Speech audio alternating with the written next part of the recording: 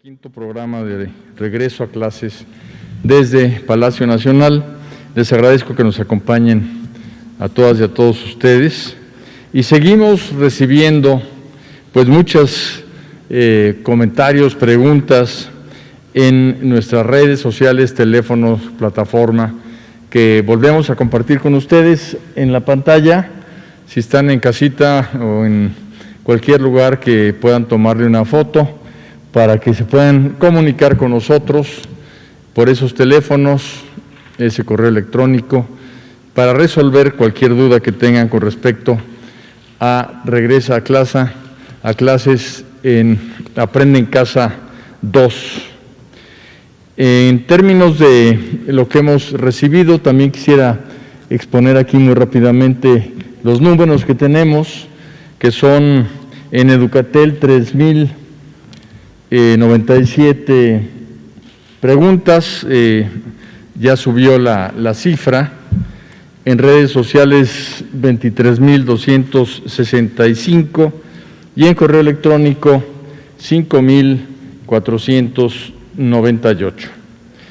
Estamos aquí para eso, para resolver dudas y pues todos los días, incluyendo sábado y domingo, estaremos puntuales a las 5 de la tarde en estos canales 14 y 11. El día de hoy vamos a abordar el tema de inscripciones, reinscripciones y procesos de admisión en instituciones de educación media superior, y para ello me acompaña el subsecretario de Educación Media Superior, Juan Pablo Arroyo, y el titular de la Unidad de Asuntos Jurídicos, Enrique Quirós. Vamos a empezar, como todas las tardes, respondiendo preguntas del público.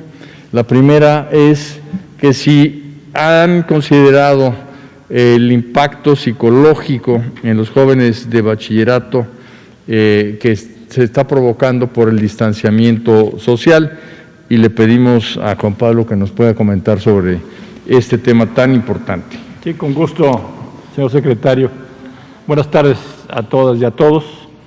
Ciertamente, desde que se procedió al retiro a casa, hemos ubicado que era importantísimo apoyar a los jóvenes y a sus familias en el aspecto socioemocional.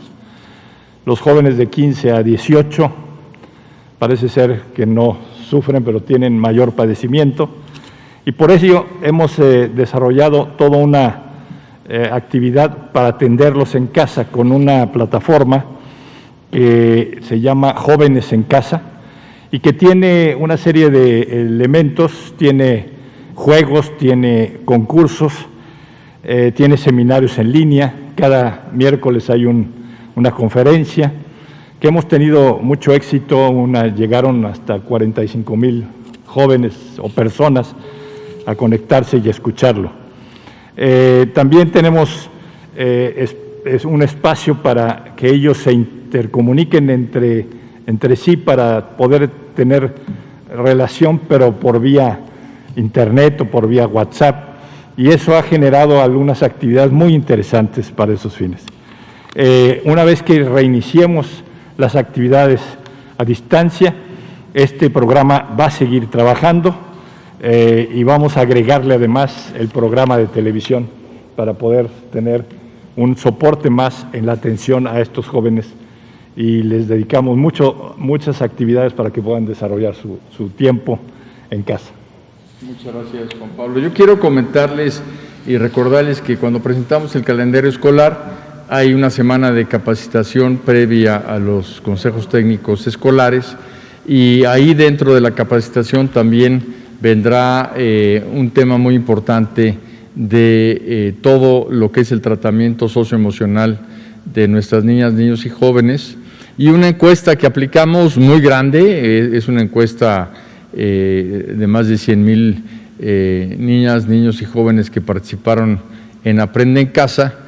Vimos que a menor edad, menor problema, que incluso la mayoría de los niños de edad temprana declaraban sentirse muy contentos, y quizás es precisamente por estar con sus familia y acompañados, pero a medida que la edad es mayor y en particular en media superior la situación ya cambiaba y se sentían pues mucho más deprimidos, mucho menos felices que el resto de los niños. Entonces sí es un tema que hemos captado y que tanto en capacitación como en las propias materias de tanto secundaria como media superior están incorporados ya la asignatura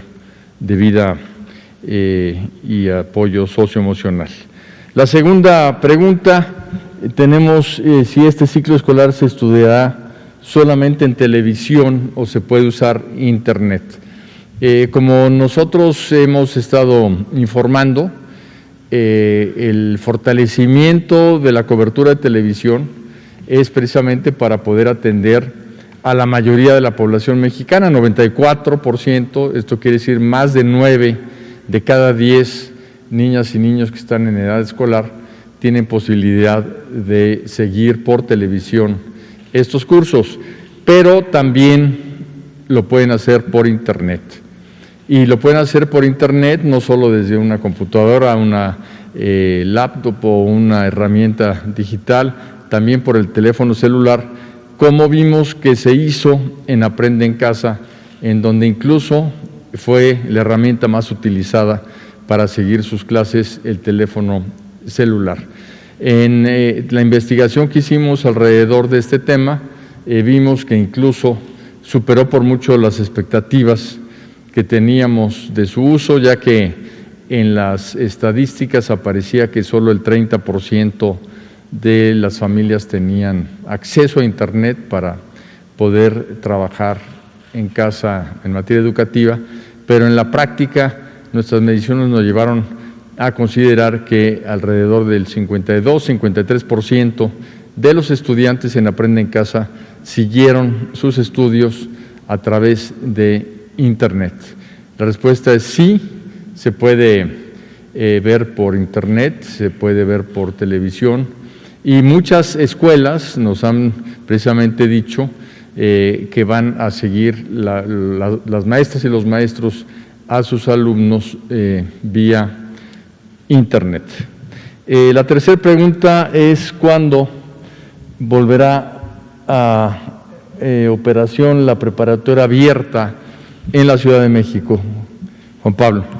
Teníamos un tema de presentación de exámenes. La preparatoria abierta es un sistema autocontrolado. La persona que concurre diseña su tiempo y su programa, pero sí tiene que ir a presentar exámenes a los centros de preparatoria abierta.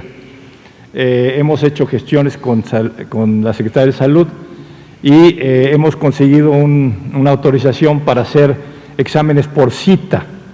Entonces, una vez que se tenga listo un examen, se va a poder plantear a la coordinación de preparatoria abierta y por ello se puede tener una conexión con los responsables para programarle su examen. Entonces, Prepa Abierta sigue trabajando. Tenemos una gran cantidad de personas, no necesariamente tan jóvenes. Muchos adultos usan este servicio o muchas personas que tienen otras actividades que no les dejan ir a la escuela durante tiempo determinado, ellos usan preparatoria abierta. Hacen su programa, trabajan y presentan sus exámenes. Es un servicio que está en 291 planteles, puntos de contacto en todo el país y en la Ciudad de México con la jefa de gobierno. Hemos trabajado para que los centros pilares tengan ahí servicio para las personas que están en prepa abierta, porque ahí hay computadoras, hay equipos para poder trabajar en este sistema. Así es que estamos listos para ya trabajar a partir de que se reinicie toda la actividad en la Secretaría. Muy bien. Ahora, el día de hoy tuvimos también la comunicación de la Autoridad Educativa Federal de la Ciudad de México de que terminaban hoy las inscripciones extraordinarias a las escuelas de la Ciudad de México, pero precisamente quiero aclarar que ese fue el inicio, llamémoslo así, normal y su conclusión de inscripciones, pero se tiene hasta el 11 de septiembre para inscribirse. Esto es muy importante, la fecha es hasta el 11 de septiembre y se pueden inscribir o se deben inscribir en línea en la página de la Autoridad Educativa Federal de la Ciudad de México, tratándose en la Ciudad de México, tratándose en cualquier estado de la República. Cada estado en su Secretaría de Educación tiene su página en donde pueden inscribirse. Dicho lo anterior, también quisiera comentar que otro de los temas que se nos ha preguntado mucho es si las escuelas privadas deben de seguir los cursos de la Secretaría en televisión. Y la respuesta es que la Secretaría de Educación Pública es autoridad educativa en términos de planes y programas de estudio. Los contenidos, esos pueden variar en las escuelas privadas, de manera que si una escuela privada sigue los planes y programas, pero ofrece contenidos distintos, pero que obedecen a precisamente el marco normativo de la Secretaría, lo pueden hacer y pueden obviamente tener su educación en línea, porque presencial no. Nos preguntaban si alguna escuela privada podría abrir extemporáneamente y decir, en mi escuela vamos a tener una apertura previa. Eso es algo que corresponde a la Secretaría de Salud y obviamente estarían incurriendo en una falta grave, ya que por la pandemia no solo la Secretaría de Salud, sino una autoridad todavía superior, que es el Consejo de Salubridad General, ha decretado que se tienen que seguir las instrucciones dadas precisamente por la pandemia. Ninguna escuela puede abrir presencialmente antes de la determinación que se tomó de que aparezca el semáforo verde. Dicho lo anterior, pasamos a las preguntas de nuestros compañeros de la prensa. Empezamos por aquí.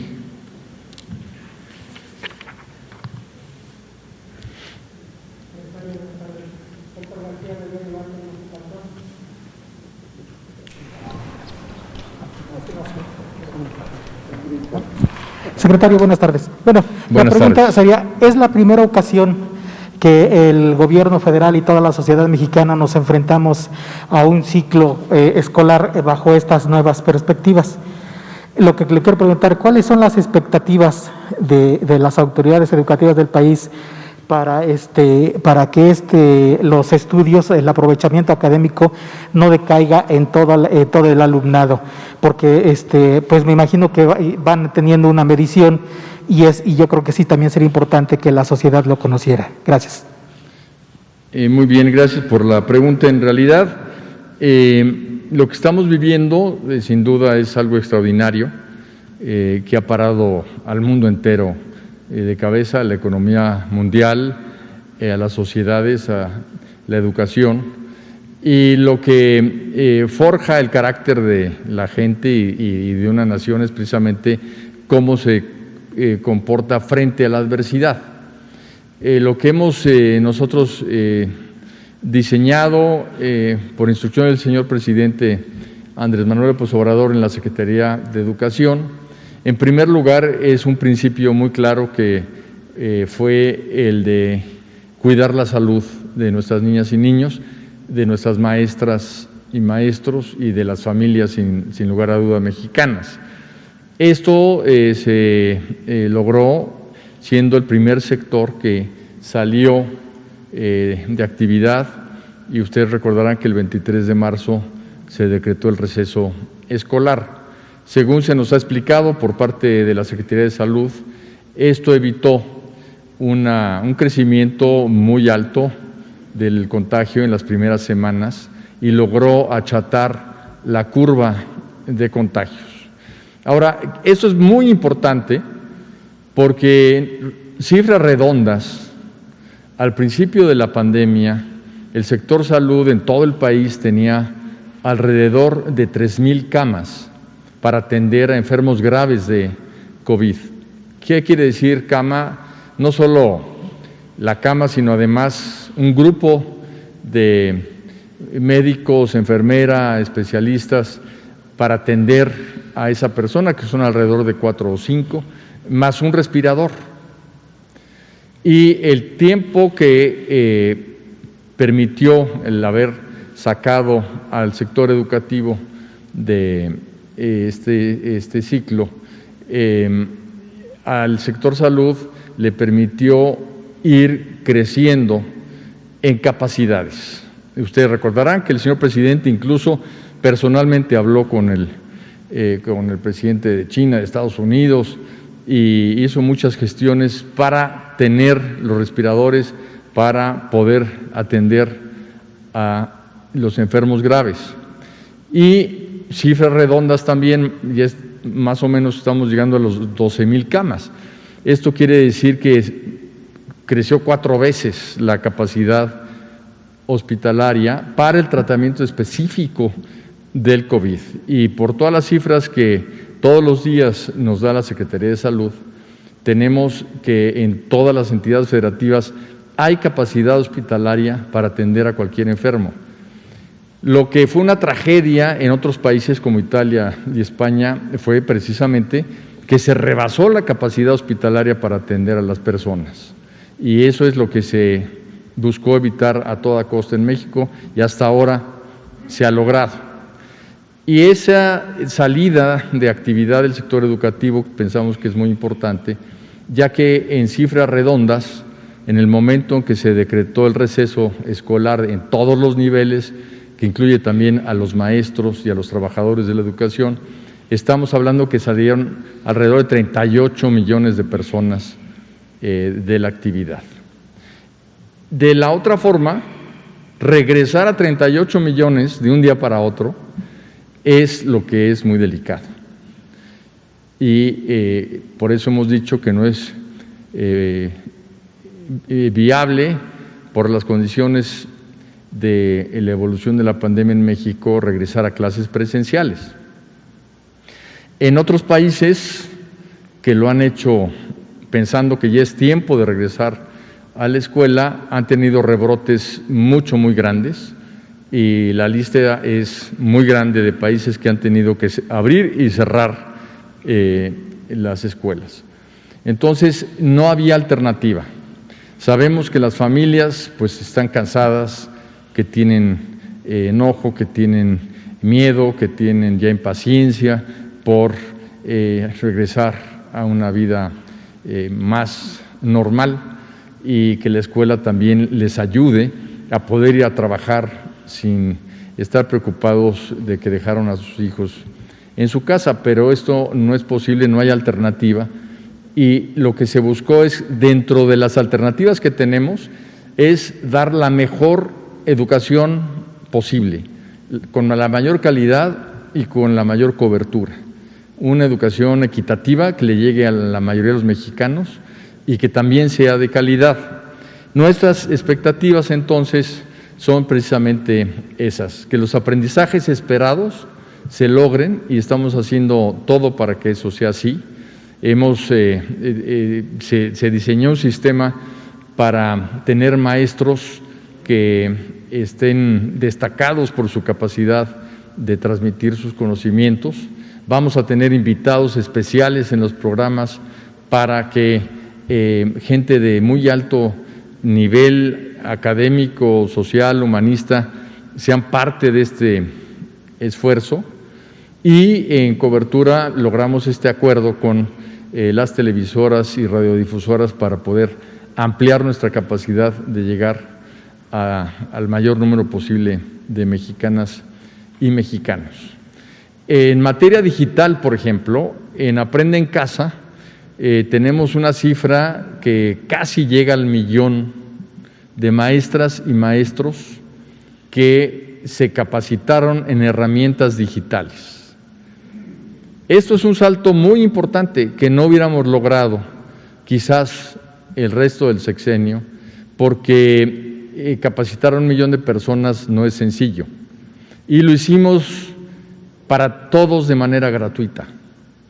No gastamos un centavo en ello, E incluso a 15 millones de alumnos y alumnas se les dio una cuenta de correo electrónico y pudieron participar en Internet. Entonces, tenemos 1 millón de maestros capacitados y 15 millones de alumnos adicionales a los que ya había, que ya cuentan con acceso al Internet.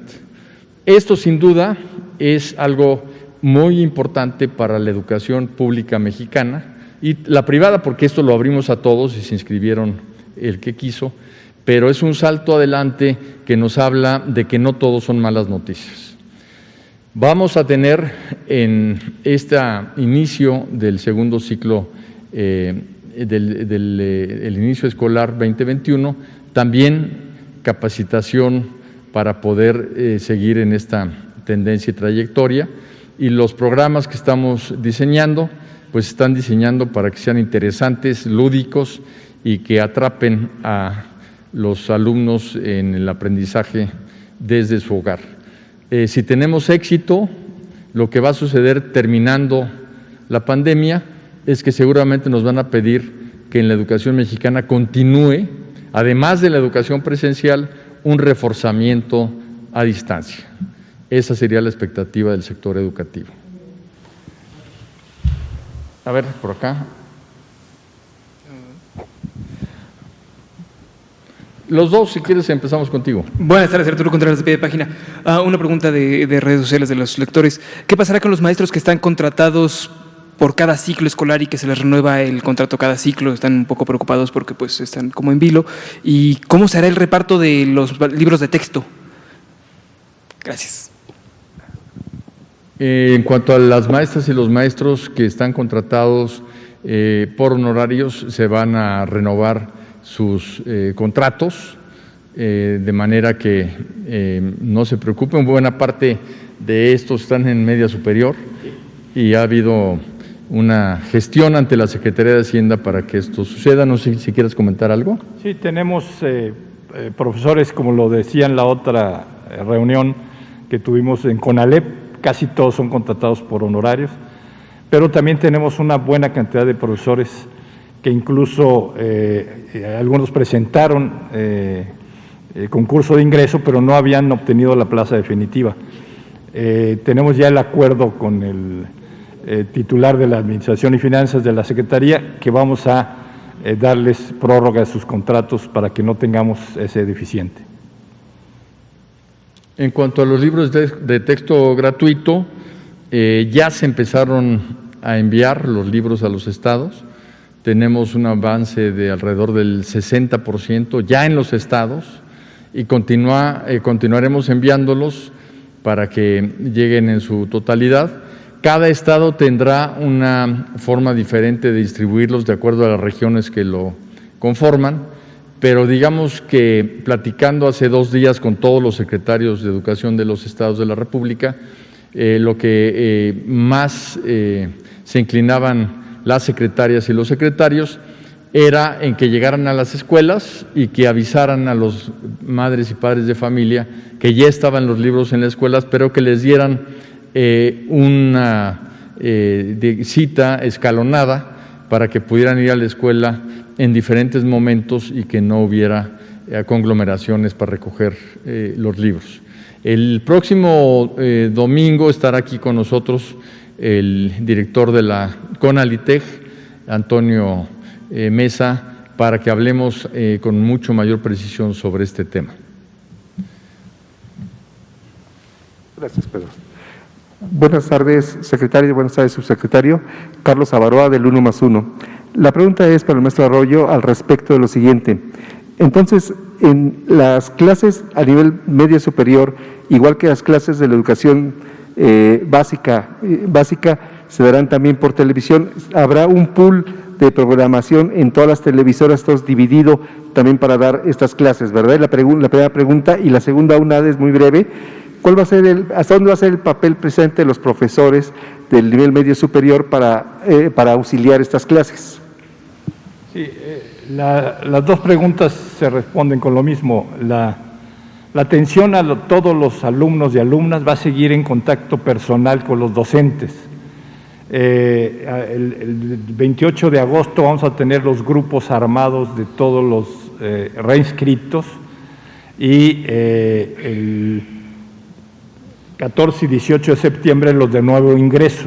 Entonces vamos a tener ya los grupos integrados y el director le pasa la lista de grupo con sus datos de comunicación, correo electrónico, teléfono y domicilio, para que el profesor se responsabilice de establecer la relación de trabajo con cada alumno. Lo que tenemos en televisión es un soporte a ese trabajo, que van a empezar desde las 8 de la mañana hasta las 12 del día y después se va a repetir en la tarde para aquellos jóvenes que quieran entrar a horas diferentes porque tienen trabajo o porque hay un hermanito que ve primaria primero, etcétera. Entonces se tiene programado un canal específico y en horarios diferentes.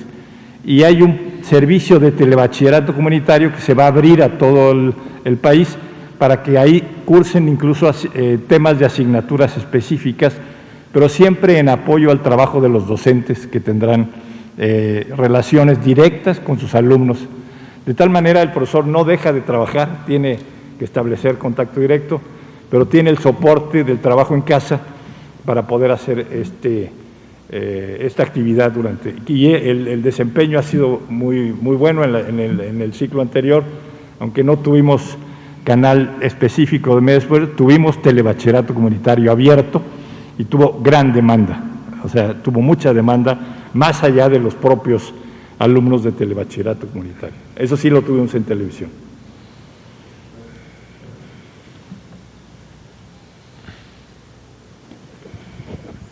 Gracias, secretario. Buenas tardes. Angélica Rivera, de Canal 11. Nada más para precisar lo que usted estaba aclarando al inicio, la fecha límite para la inscripción en línea va a ser el 11 de septiembre. Esto solo es en la Ciudad de México, en el resto del país, y para educación básica o para todos los niveles, por favor. Esto es para educación básica y la fecha es nacional. Esto se ha convenido con todos los estados de la República. ¿Perdón? La fecha límite el 11 de septiembre. Muy bien, se nos ha acabado el tiempo. Nos vemos mañana de nuevo a las 5 y muchas gracias a todas y a todos. Buenas tardes.